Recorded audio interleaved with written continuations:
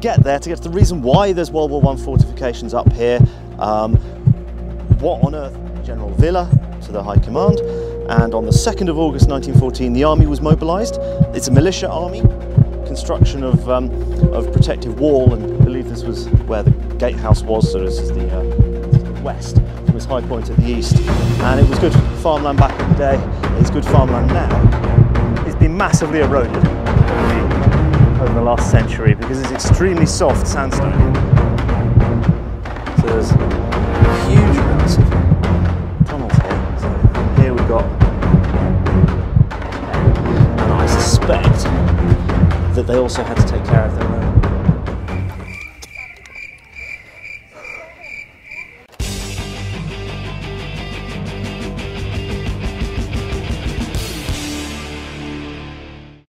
So we've climbed up from La Lamberta, past the restaurant, and now onwards and upwards up this track to the next position of interest. And then just by following the marked footpath, we end up at the next position, which is just up here. Whee! And the signposted footpath actually takes you right through the middle of it, which is nice. So on this little bunker right here, we've got Bataillon de Sapeurs 19, Deuxième Compagnie, août 1914, or in English, Engineer Battalion 19, 2nd Company, August 1914. So when this was built. And rather than the regiment, it's the battalion as the sort of largest unit to which people bore their allegiance, as it were.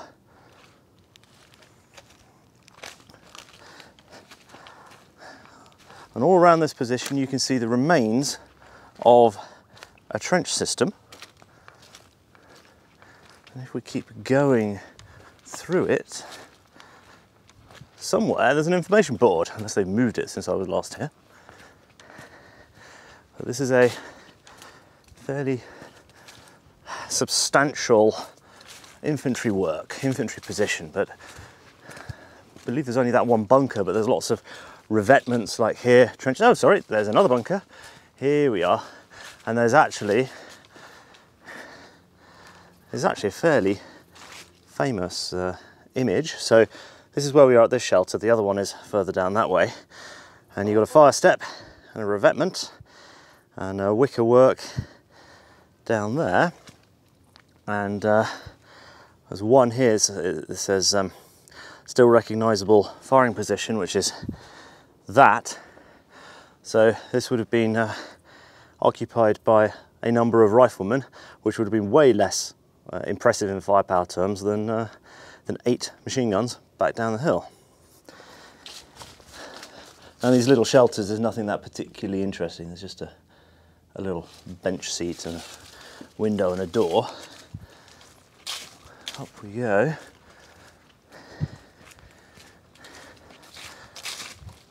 I'm guessing this would have been a company-sized position, or reinforced company, so somewhere between 100 and 150 riflemen occupying this.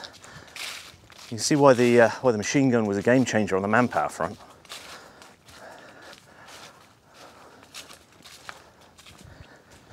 And this is slightly reminiscent of some of the French preserved sites, but it's just been, it's not been destroyed, it's just been left to the elements. And here we go. So that's where we are. Where we started was up there. We've gone all the way around there. And then, so here there are a couple of covered weapons emplacements. We have a map of the system here. We are there, and there's a big arc of fire from Mortier to Lugnard. So shunk, shunk, like that. Model 1911 rifle. 48 men, so half a company. There we go. So onwards and upwards. Seems quite a large position for 48 men, to be honest. There's another shelter. It is well constructed, the zigzags, it's fairly well protected.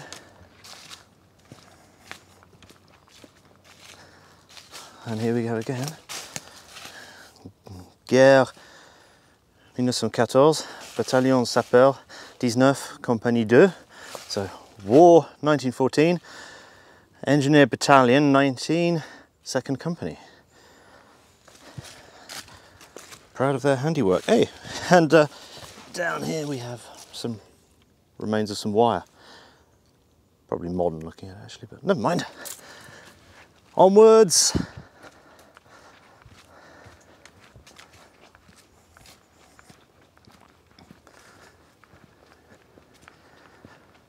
Back out into the open.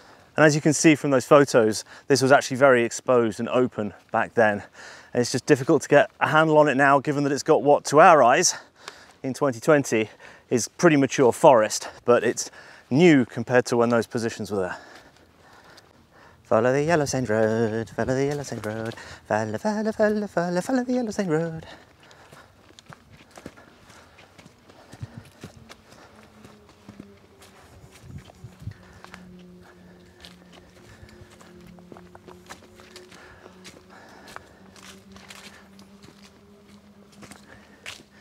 Okay, what is marked there is feu d'alarme.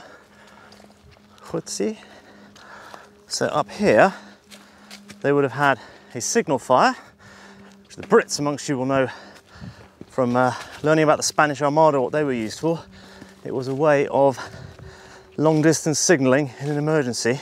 So what they actually had here was a network of 156 places in Bern and 33 in Fribourg, so they could pass a message of warning extremely rapidly.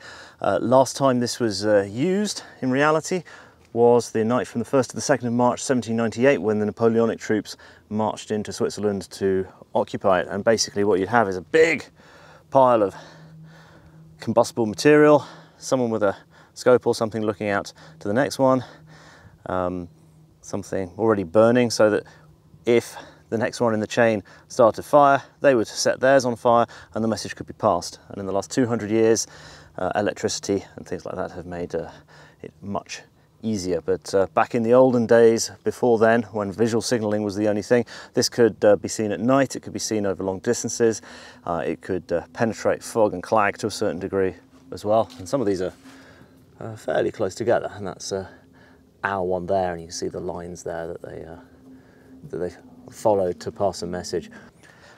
It doesn't say on this board whether this was still in operation in World War I, but I doubt it, because they had telephone, telegraph and so on. And in fact, from here, looking back up, we can see back up towards Plan Châtel and our rampart, our rebuilt Iron Age rampart over there. But we are continuing up this way.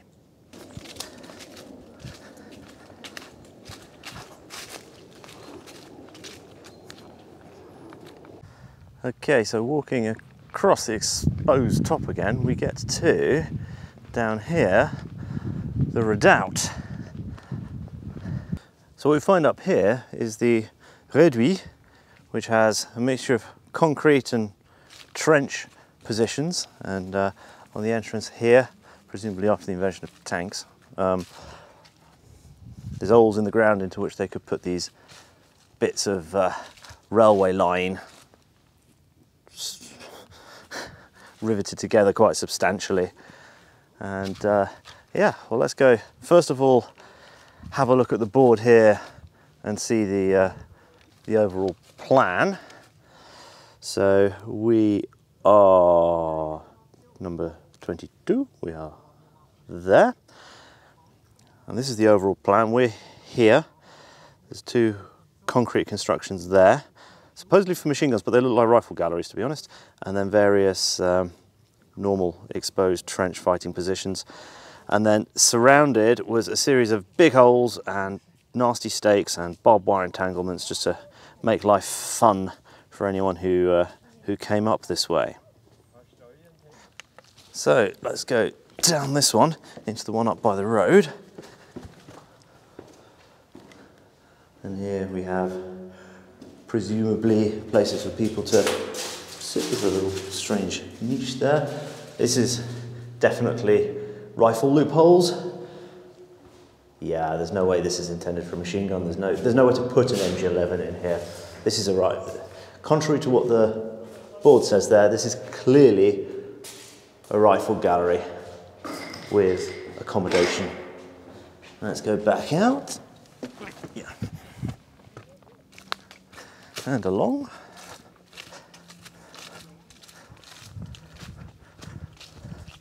Ooh, there's more. Let's go down here. It is ages since I've been up here. Let's just explore the position ad hoc. You get to experience it as I have. It's literally been 5 years since I've been up here.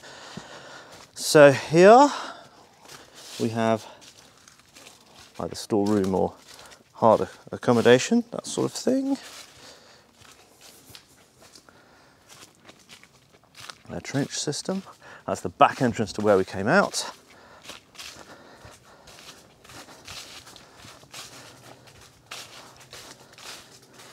More of the same.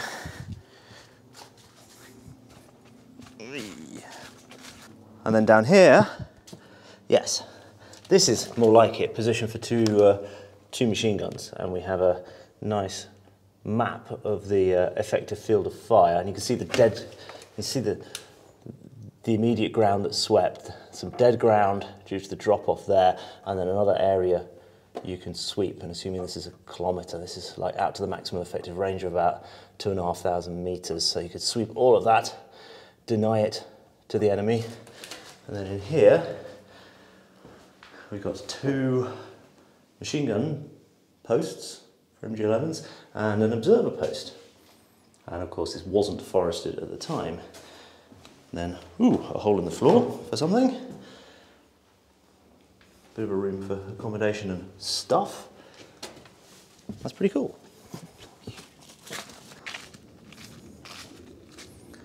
And coming up here, we have a conventional earthwork setup. And there's a better picture of the holes in the ground and the punji stakes and what have you. And dug out in the front face, strangely. Western front, they're normally in the rear face. Fire step, shooting position, covering the area down there on an arc like that. So let's wander around.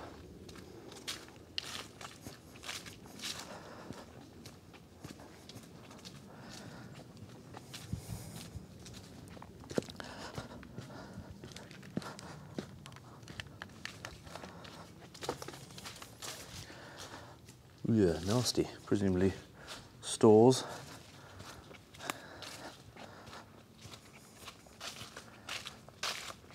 Doesn't go anywhere. Back up.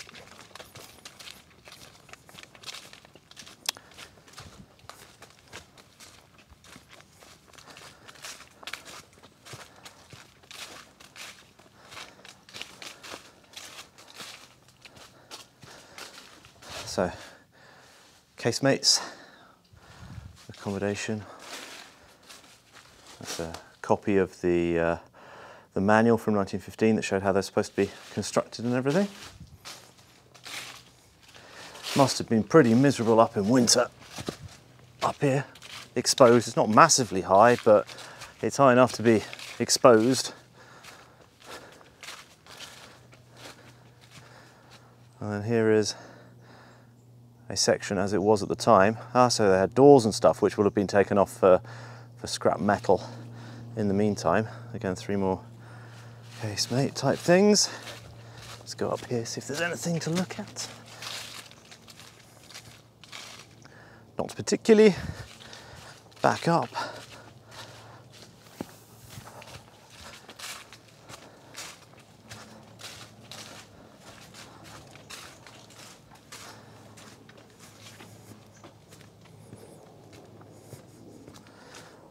Been repaired in 2014. More of them, and then we actually have, the full fire plan of the whole thing. So blue is effective fire for infantry, and it's still the era where they're thinking of going out to sort of 1,500 meters or more. I mean, the rifles were sighted to 2,000. Green is the machine gun positions in various places. I mean, a lot of the stuff up here doesn't exist anymore, we can't really see that. And then orange is the artillery. That's really cool. So just soak that one in.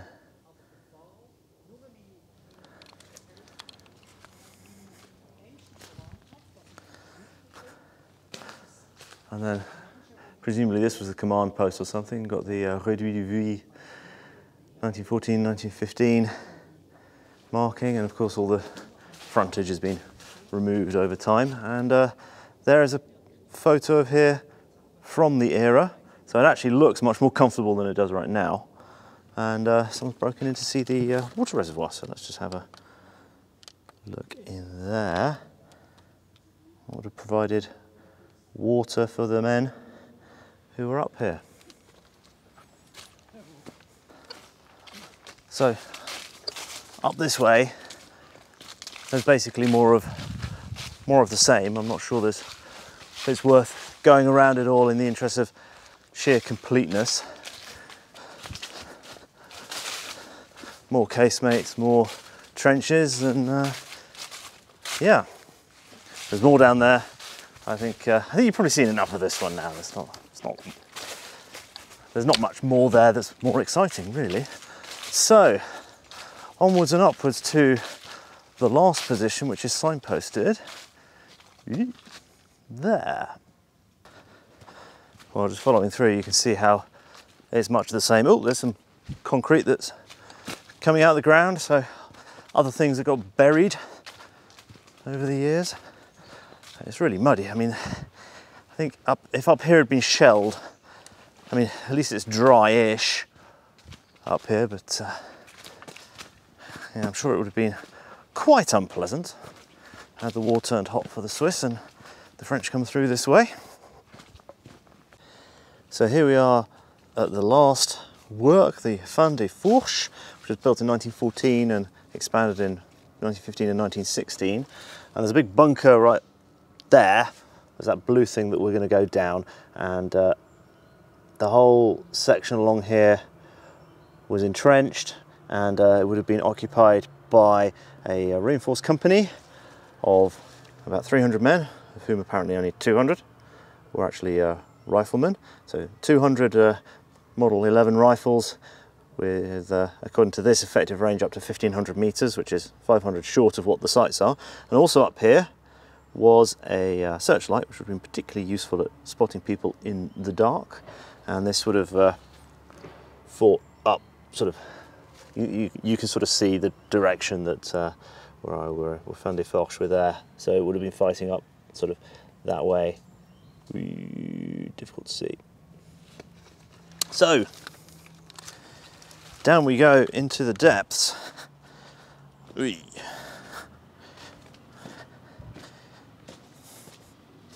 Now what's interesting is that because of all the concrete here, this part was no longer suitable for agriculture, so it was bought up by the municipality.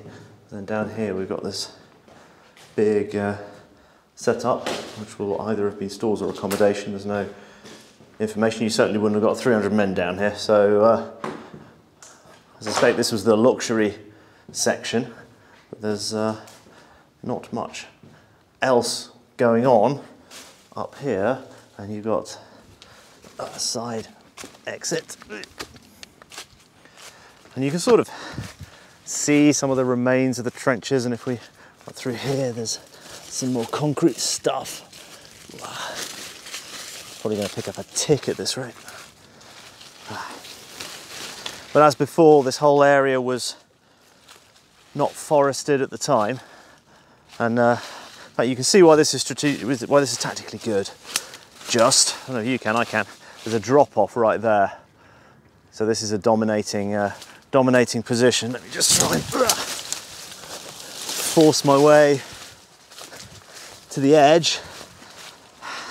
Here we go. Here we go. Right, you can see from here that there's a drop off and then sloping farm field And basically you can sweep with rifle fire about a mile, as long as you can, as far as you can see. So yeah, let's just see if we can find some other stuff. 5 minutes later. Nah, not finding anything in that direction. Hey. Tramping through the undergrowth. Just going to be deer ticks and brambles.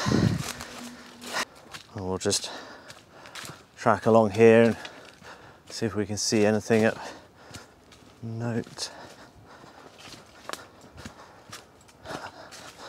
Oh, it's probably a water cistern.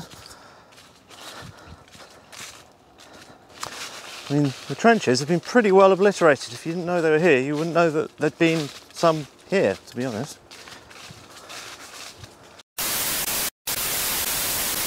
Okay, so that's it for the positions we're going to visit today. There is actually another one, but it's another 35 minutes walk in that direction. I've got to walk back. It's another hour. The sun's going to be going down and stuff. So maybe if it's interesting, I will come up and film that one as well. So if you'd be interested in seeing the last one, please let me know in the comments, and maybe I'll come back up here and do it. This has already been an exceptionally long video. I may even have split it into two. We shall have to see. But anyway, so let's go back a little bit to the bigger picture, which is that if the Swiss are neutral, what happens if they're invaded by one side or the other? And the answer is that whoever invades them first becomes their enemy. What would have happened if France and Germany had invaded at the same moment? That was just far too complicated. But yes, during World War I, they had an agreement with each side as to what would happen. There were Swiss Army observers sent to each side, watching what went on, and there's interesting discussions in the archives about things like shooting at loopholes at under 300 meters, so well below the minimum sighting range of the rifles. So they kept abreast of events, but yeah, with these formal agreements with each side, they knew what was going to happen if the Germans came in, then what the French would do, and vice versa, and so on. Now, to move on to World War II, this whole setup at the top of Mont Vully wasn't used aside from anti-aircraft observation up on the top. The rest of it, all these other positions you've seen today, are kind of optimized for early World War I, for infantry war, where everyone's marching to battle. You need to move vast quantities of men on foot. There aren't armoured fighting vehicles. Everything's horse-drawn. Well, there are some lorries and so on, but in principle, everything's moved by man or horse, and it's all very much predicated on that. By World War II, we've got blitzkrieg, we've got air support, we've got mobile artillery, we've got tanks. It's a very, very different setup, and what they actually did, and I'm sure I'll visit it at some point, is further to the west, and what they did was they picked a much more convenient location to build an anti-tank setup from one lake over to the other. By doing it back there, they solved a lot of problems for themselves building wise. It was basically much better all round, and there's a massive anti-tank obstacle, which is kind of cool. There's actually a video that somebody's done of it without much description, but I'll put a link in the corner. So there you go. I hope that was at least vaguely interesting if you survived this far. Thank you so much for watching. I've enjoyed being up here. I'm actually on holiday this week, so this is a weekday for once. This is pretty luxury for me to be able to come up here and film and talk about stuff that I enjoy and I find interesting. Hope you do too. Thank you all to all our patrons who help make this project possible and keep it chugging along. If you haven't become a patron yet, please consider doing so, because it really helps us expand the channel.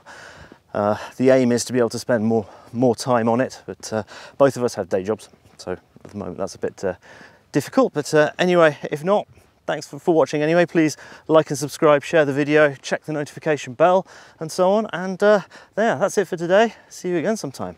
Bye.